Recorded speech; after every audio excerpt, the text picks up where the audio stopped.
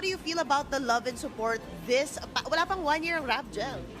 We feel grateful po na hindi po nila kami pinagsasawaan. Lagi po Yes. nila kaming sinusuportahan sa lahat po ng ganap namin. Halos araw-araw po kami magkakasama, nandiyan po sila para sa amin. Maraming salamat po sa lahat na sumusuporta sa amin ni Jella. Parang no, bukod sa kanila, para updated din ako sa developments ninyo. Hala! Thank you, Miss MJ.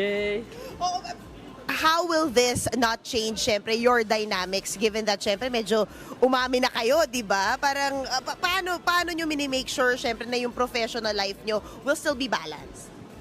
Of course, meron po kaming boundaries na very clear naman sa aming dalawa. And we always have to prioritize work over the personal things. And yun po yung goal namin. Clear naman po yung goal namin. Lagi naman po Isa namin lang. napag-uusapan yan na dapat nauuna lagi trabaho, dapat hindi naapektuhan yung trabaho, ganun. Yan po.